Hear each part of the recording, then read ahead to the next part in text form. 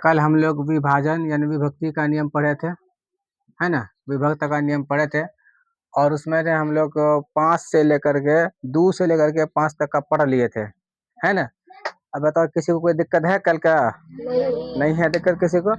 अब देखो हम लोग बात करते हैं, आज आगे पढ़ेंगे कि 7 से हम लोग भाग कैसे देंगे, कैसे पता करेंगे कि 7 से कटेगा कि नहीं कटेगा, है ना।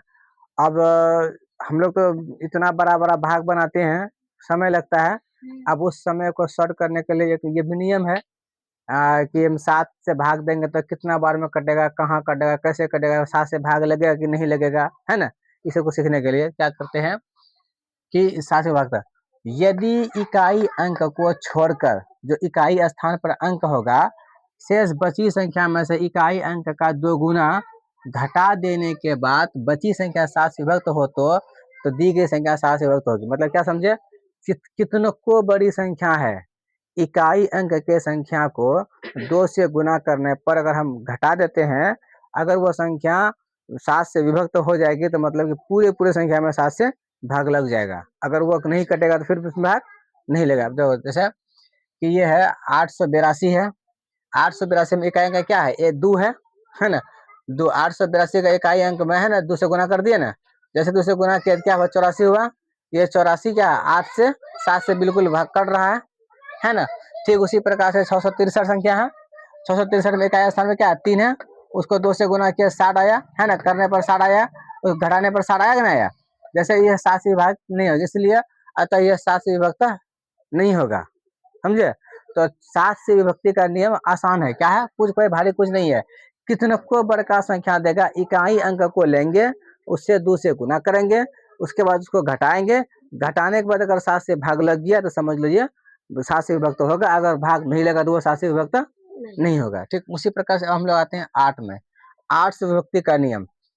8 से विभक्ति का नियम में क्या है कि दी गई संख्या 8 से तभी विभक्त होगी जब उसके सैकड़े दहाई और इकाई अंक से बड़ी संख्या 8 से विभाजित होगा। मतलब कि लंबी संख्या दी हुई है ना, उस संख्या में से हम सिर्फ ये देखना चाहते हैं कि इकाई अंक, दहाई अंक और सैकड़ा के जो 3 अंक है, ये तीनों अंक 8 से कटता कि नहीं कटता है। अगर ये तीनों अंक में 8 से भाग लग जाती है तो इसका मतलब है वो क्या होगा, वो पूरे संख्या 8 से भाग लगेगा। देखते हैं, जैसे ये कितना संख्या देख लो, है कि ना।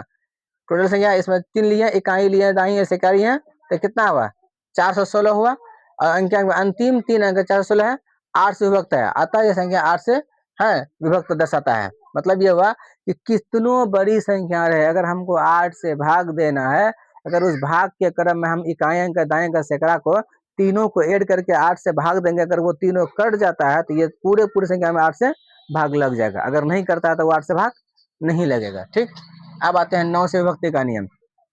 9 से विभक्ति का नियम सेम वही प्रोसेस है जो हम लोग 3 में पढ़े थे कि सारे संख्या को जोड़ेंगे, जोड़ने के बाद 3 से भाग देंगे, है ना। जब 3 से लग जाएगा तो पूरी संख्या से लग जाएगा। उसी प्रकार से 9 से भी विभक्ति का नियम वही है, क्या, टोटल जितना संख्या है सब संख्या को एक एक करके जोड़ेंगे, उनकी जोड़ को 9 से भाग देंगे। अगर वो संख्या 9 से भाग में कट जाता है तो ये पूरी संख्या क्या होगा, 9 से विभक्त होगा। अगर नहीं करता तो पूरे संख्या 9 से विभक्त नहीं होगा। वह देखो इतना संख्या दिया हुआ है टोटल, है ना, सबको अलग अलग कर जोड़ दिया है तो 27 आया, 27 को 9 से भाग दे दिया, कट गया, है कि ना। मतलब ये 9 से पूर्ण विभक्त होगा। उसी प्रकार यह संख्या इसको जोड़े तो ये 33 आया, 33 9 से कटेगा नहीं कटेगा, काम खत्म हो गया, खलास हो गया। अब आते हैं 11। 11 का नियम में कुछ अलग है, कुछ डिफरेंस है। क्या डिफरेंस है, इसमें सम और विषम के संख्या का योग को हम लोग लेते हैं। क्या है देखते हैं, 11 से विभक्ति का होने का नियम, कोई भी संख्या 11 से तभी विभक्त होगी जब इकाई से बाईं ओर सम स्थानों के संख्या तथा विषम स्थानों के अंकों के योग का अंतर 0 या 11 होगा, तभी वह संख्या 11 से विभक्त होगा।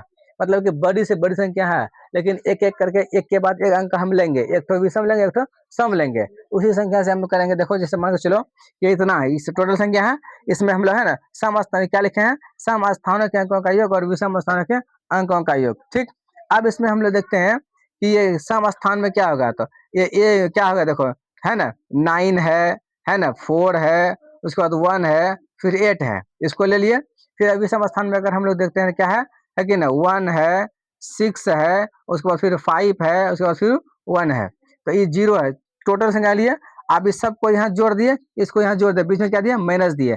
ये दोनों को माइनस करने के बाद अगर संख्या है ना आ जाता है 0 या 11 आता है तो वो संख्या क्या होगा, 11 से विभक्त होगा। अगर 0 या 11 नहीं आता तो वो 0 से 11 से विभक्त नहीं होगा। जैसे ठीक बात है, देखो इसमें देखो इस संख्या सबको जोड़ दिए हैं, है ना, 3 लिए, 3 लिए, 9 है, 0 है ना, 9 है, तो संख्या ले लिए हैं। अब इस संख्या को लेने के बाद में फिर लिए विषम संख्या का योग, है ना, इसको लिए हैं, सम और विषम को है ना अलग अलग करके हम उसको ऐड किए हैं। ऐड करने के बाद इसको देखते हैं क्या हुआ, संख्या 21 हुआ। 21 को 21 में अगर घटाते हैं तो क्या होता है, माइनस आता है 0, है ना। तो ये 0 क्या होगा, मतलब ये 11 से विभक्त है। 11 से विभक्ति का नियम में क्या है कि वह संख्या जो है ना सम और विषम स्थानों के संख्या का योग का माइनस 0 आता है या 11 आता है तो वो क्या होगा, 11 से विभक्त होगा। अगर ये दोनों 0 और 1 अगर नहीं आता तो वो 11 अगर नहीं आता तो वो उससे विभक्त नहीं होगा, है ना। ये तरीका है इसका बनाने का। ठीक, अब इसी प्रकार से हम लोग अब देखते हैं, फिर इससे आगे फिर पढ़ेंगे हम लोग ये डिवीजन, फिर डिवीजन पढ़ेंगे, एक एक करके एक एक टॉपिक को पढ़ते जाएंगे और सीखते जाएंगे, है ना। चलिए, और किसी को डाउट समझने में किसी को कोई दिक्कत नहीं ना, चलिए।